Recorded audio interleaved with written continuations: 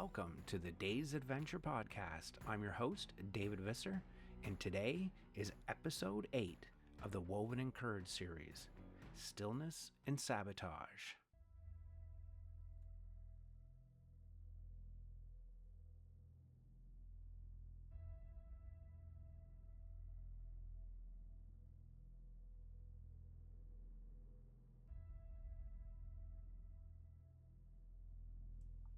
We had to sit still again today. Too many visitors, too many eyes. Van Dyke passed by twice. We think he's watching us. February 1945. February 1945. The Netherlands is starving. The rivers are frozen. The cities are silent, except for the sirens. The Germans, still in control of the north. Resistance fighters vanish into safe houses and barns. Collaborators smile in the streets. The line between life and death? A knock at the door. A glance too long. A loaf of bread hidden under a coat.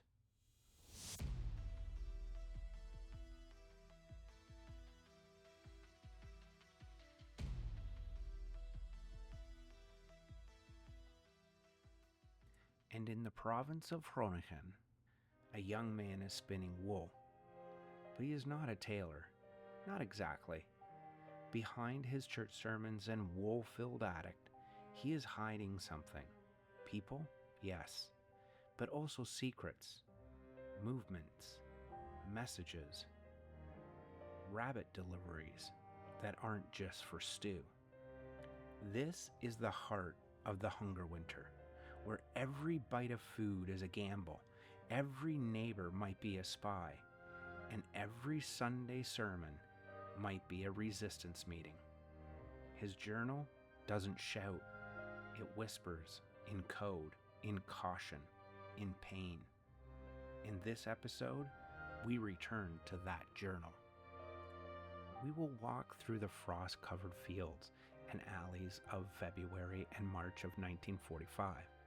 Page by page, decoding what really happened in those quiet rooms, those flickering candlelight nights, when the world was cracking open and the end of the war was close enough to smell, but not close enough to trust.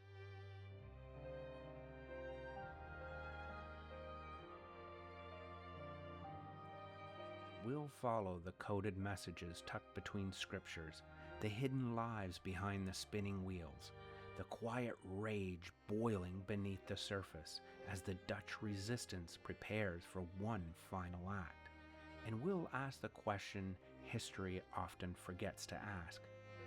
Who hid the bread card? Who rang the bell? And who didn't answer? And who was willing to be still to save someone else? Because in February of 1945, courage didn't look like a gunshot. It looked like silence.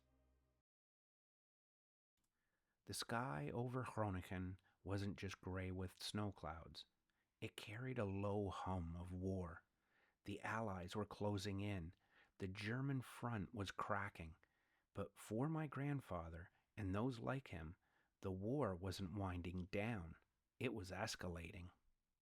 What you're about to hear is not just a story. It's a coded confession, a hidden map of resistance carved into the cold winter pages of my grandfather's journal. In this episode, we follow him through February and March of 1945, months of harrowing silence, cryptic sermons, smuggled food, and quiet defiance.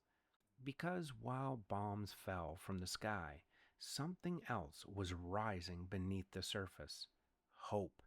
And with it, danger. This is Woven and Courage, Episode 8, Stillness and Sabotage.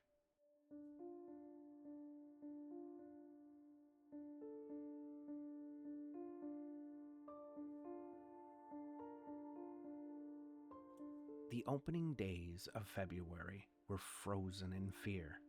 In his journal, my grandfather describes frostbitten air, power outages, and the hunger that gnawed not just at the bellies, but at the very soul of the community.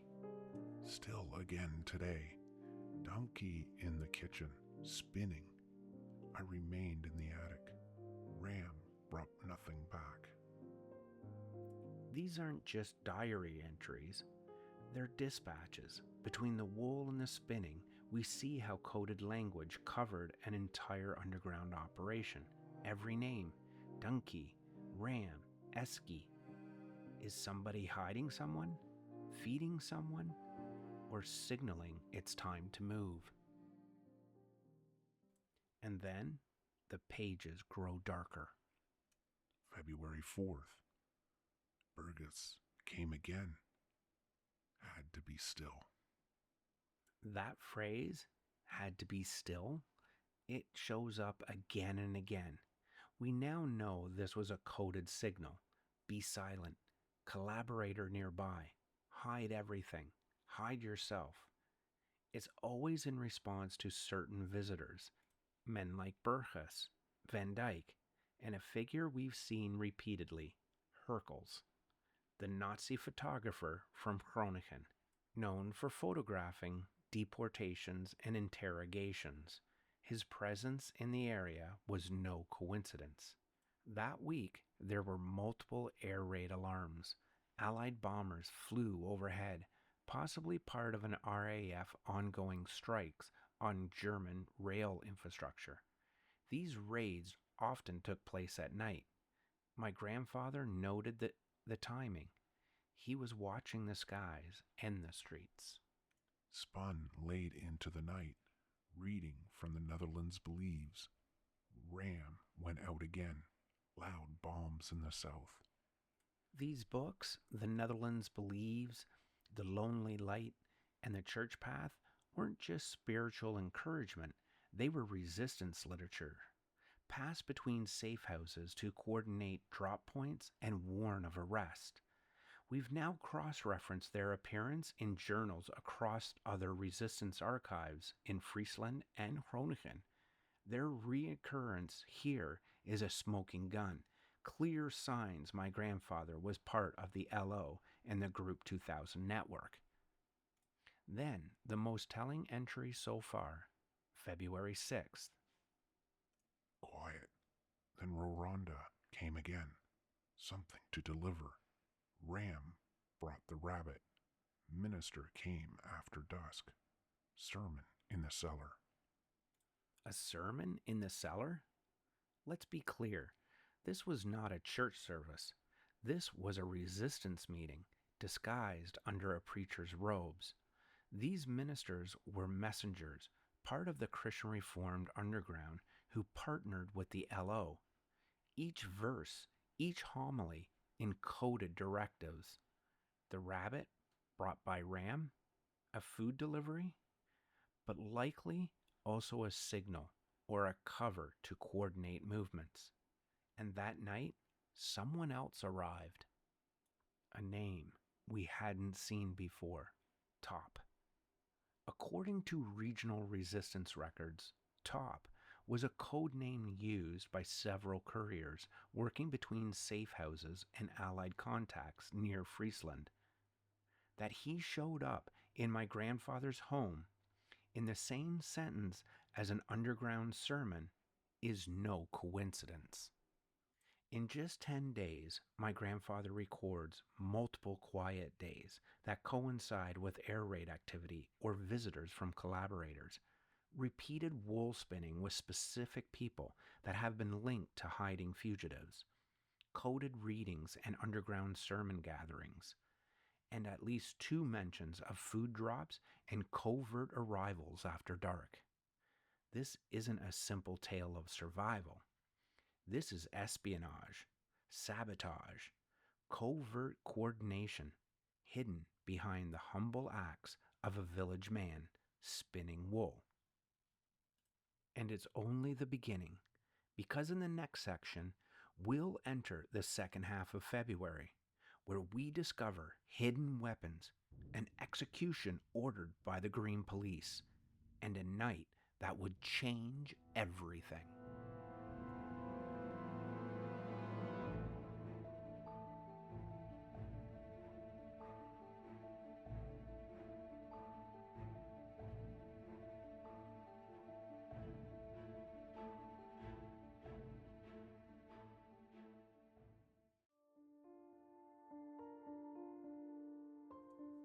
February 14th, 1945. My hands were sore from spinning. Still, again today. Van Dyke passed twice. Top and Zelsta were here. Denke kept the fire low. Eski read from the church path. At first glance, these are scribbles of a weary man trying to make it through the winter. But we know now that each line carries a code, and on this day, that code foreshadowed death.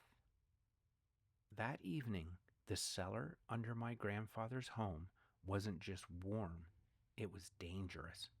Zelstra and Top were there, two names that show up whenever movement happens.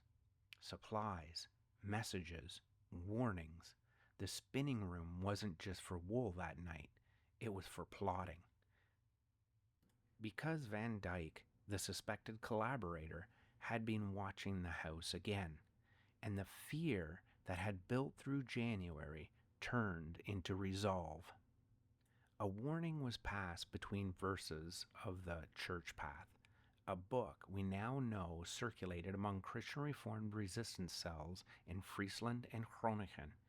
These books were more than inspiration. They were maps. And tonight, the message was clear. Van Dyke was tightening the noose.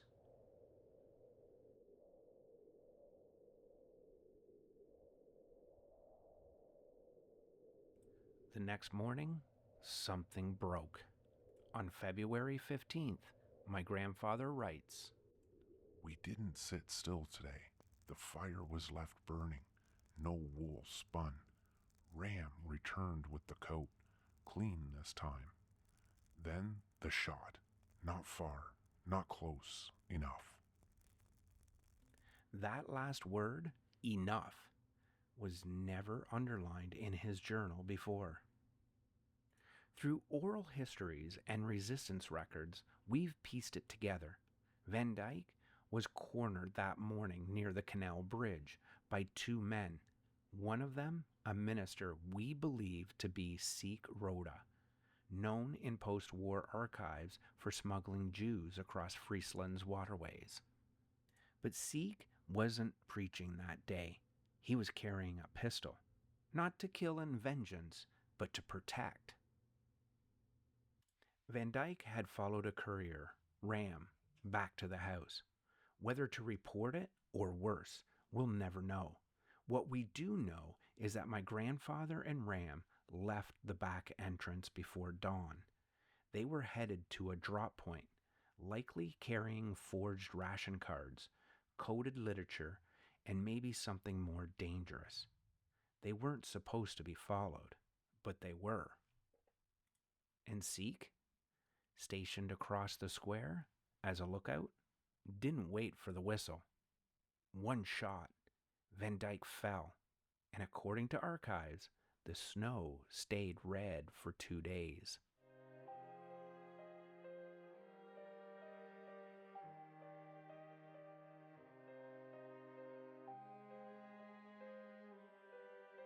The Green Police patrolled the area within hours. These weren't ordinary soldiers. These were elite enforcers of Nazi ideology, trained to track, interrogate, and disappear anyone tied to resistance activities. According to records from Groningen, they conducted door-to-door raids across the district that week, arrests, interrogations, and at least one execution by firing squad, likely retaliation for the killing of a collaborator. We believe this execution is what my grandfather hinted at on February the 18th. Quiet again, but the bells rang wrong. They took somebody, maybe Koene. Top hasn't returned. Koene, the same surname linked to resistance fighters executed in nearby Zwaterwal in December. It's possible that Koene, mentioned here, was captured or killed in a follow-up sweep. And yet, my grandfather remained in the house. He spun wool. He kept a rabbit cage hidden beneath the kitchen floor. Rabbits he raised not for profit, but for survival. Maybe for those he hid. Maybe for those he'd never met. Because even as starvation hollowed the cheeks of children and frost cracked the skin of the elderly, he kept helping. And even more dangerous, he kept listening. In late February, he writes, "Readings from life's journal. Fire kept low. Lab not safe anymore." The lab? The attic? The cellar? These weren't just rooms. These were stages. Every space held a function, a purpose, a secret, a cost. Because on February 22nd, he records, "Herkels at it again. In the streets. We sat still. No one spoke." Hermann Herkels, the Nazi propagandist and photographer, known for capturing the faces of the condemned before they were loaded into trains. He was in Groningen that week, and my grandfather knew enough to go silent. This wasn't just survival, this was subversion in stillness. This was a man holding his breath so others could keep living.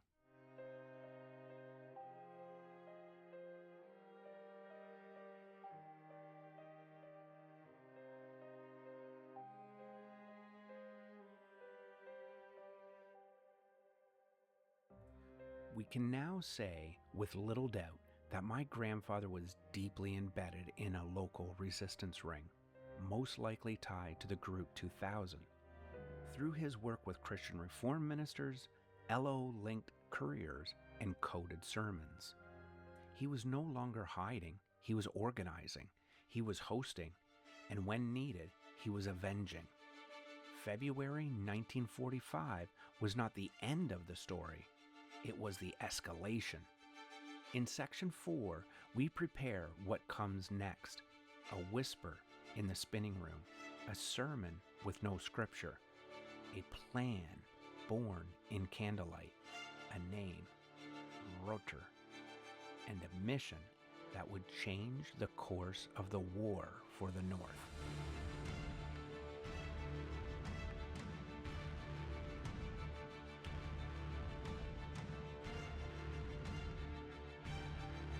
March 1945. The cold deepens, the silence sharpens, and beneath the cracked ceilings of barns and church attics, the resistance begins to whisper something new, bold, and defiant.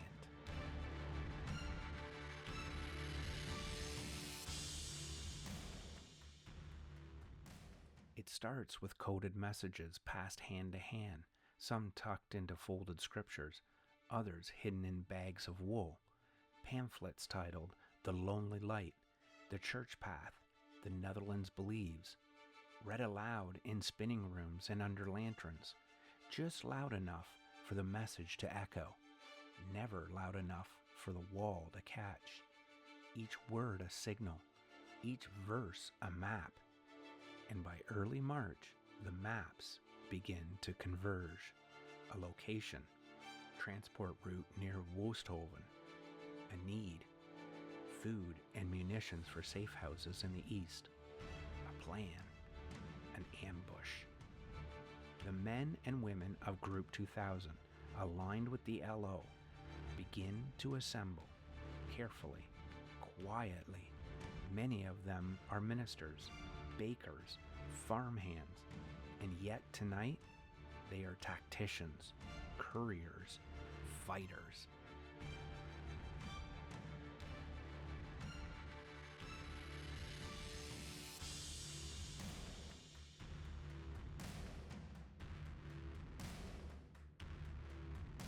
Among them, we now believe, was my grandfather. Does he say directly? He never will. But in his journal, the entries change tone. Tension replaces routine. Sieg was in the attic again. Rurda returned, quiet. Denki spinning but restless. The minister came early. The sermon was short. He stayed after. Then comes the line that stops us in our tracks. The green police passed twice. The signal was given. We must move before the next move. It's a clear shift from hiding to action. Regional records show a flurry of resistance meetings around this time, multiple cells converging from Friesland and Geraldland, preparing for coordinated attacks. Allied forces were closing in through Operation Vertibel in the southeast, fighting their way towards the Rhine. Every bridge, every road, every stockpile mattered. And that route near Westerhoeve wasn't just chosen at random. It was a known munitions corridor used by the Germans to transport supplies between Arnhem and Apeldoorn. Dutch resistance had been monitoring it for weeks. Archives confirm that Group 2000 used spinning rooms and attics like my grandfather's as planning stations, coordinating movements, exchanging coded passages hidden in religious literature, and even sending messages using Bible verses to signal timing and safe house readiness. Allied intelligence, too, was involved. They dropped information in coded pamphlets, often disguised as Christian devotionals or local newsletters, which were retrieved by the LO couriers and decoded in villages like Groningen. The overlap between my grandfather's journal entries and the timeline of resistance planning in February and March of 1945, especially in the connection with these publications, is more than just a coincidence. It's confirmation.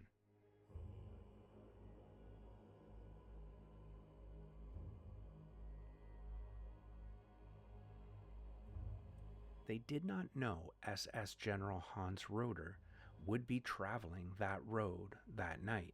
His presence was a twist of fate, a brutal one. The raid was meant to seize supplies, food, ammunition, the tools of survival. But that night would change everything. Let's pause for a moment and imagine it.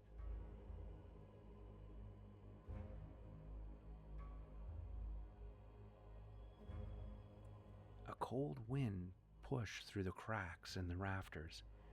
The wool still hung on the spindle, half spun, abandoned. In the corner, the minister finished his prayer, not to God, but to courage. 5 men circled the table: Rhoda, Seek, a courier known only as Top, and 2 more, unnamed. One held a map drawn on paper, already yellowed with damp. Another checked a revolver, wrapped in cloth, the metal dull with soot. They did not speak in full sentences, just nods, eyes, small movements. The sound of boots had trained them to silence. The smell of bread baking was their signal. Tonight, they would move.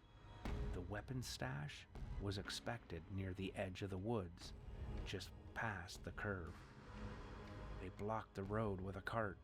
Standard procedure. The goal: seize the truck, escape into the night. They would not know until later that their target carried the highest ranking Nazi in the Netherlands. What happened that night will unfold in episode 9. It involves a German general, an ambush gone terribly right, and the retaliation that shook an entire country. But in these February and March pages, we see the wind-up, the breath before the plunge, the courage beneath the stillness.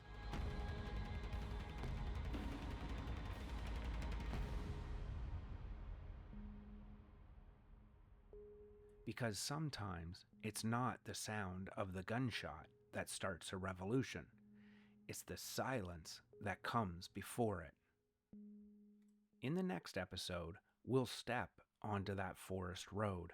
We'll uncover what happened when the Dutch resistance dared to strike, unknowingly at the heart of the Nazi command, and we'll find out what price was paid.